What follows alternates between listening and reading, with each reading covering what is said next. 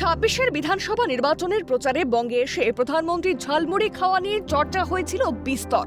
সেই থেকে ট্রেন্ডে থাকা ঝালমুড়ি নিয়ে সম্প্রতি গান গেয়ে চর্চায় নতুন মাত্রা যোগ করেছেন রাজ্যের মন্ত্রী দিলীপ ঘোষ।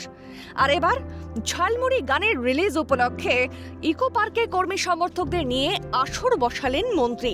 শনিবার সকালে ইকো পার্কে প্রাতঃভ্রমণ সেরে নিজের হাতে ঝালমুড়ি বানিয়ে খাওয়ালেন দিলীপ ঘোষ। ঝালমুড়ির উপরে গান হয়েছে, সেটা রিলিজ হলো, ভিডিও অডিও, সেই উপলক্ষে বিশেষভাবে ঝালমুড়ি খাওয়া হলো আজকে। তবে ঝালমুড়ির আড্ডা থেকেও রাজ্যের সাম্প্রতিক বিশৃঙ্খলা নিয়ে সরব দিলীপ ঘোষ।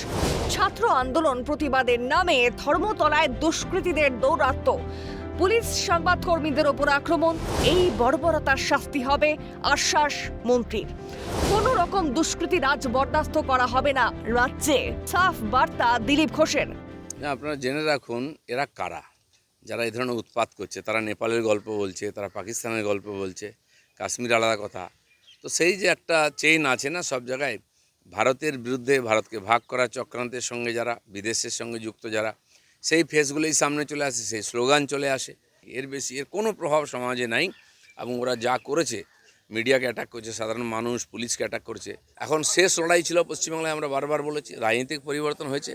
এসব পরিবর্তন হঠাৎ বিপ্লবী হওয়ার যে নেশা কিছু লোকের মধ্যে আছে, আর কিছু লোক এই সরল সিধা স্টুডেন্টদের সামনে সবসময় ব্যবহার করে এসছে, তাদেরকেও এক্সপোজ করতে হবে এবং বিচ্ছিন্ন করতে হবে সমাজ থেকে। শুক্রবার ধর্মতলায় ধুমধুমার আর শনিবার কালীঘাটপন্থী তৃণমূলের রাজপথে নামার ঘোষণা। দুটোই প্রতিবাদের নামে প্রহসন।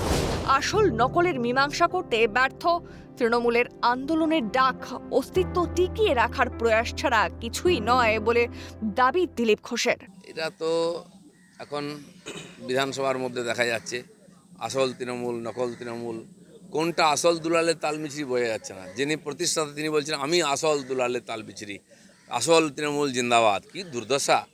এই ধরনের চালাকি যখন সিদ্ধান্তহীনতায় মানুষ ভুগে বা অপশাসন হয়, মানুষ বিভ্রান্ত হয়ে গিয়ে কোনো না কোনো একটা শক্তিকে নিয়ে আসে, আর তার ফলে জনগণের সমস্যা বাড়ে, যেটা পশ্চিমবাংলায় হয়েছে। তারা আবার পরিবর্তন করেছেন।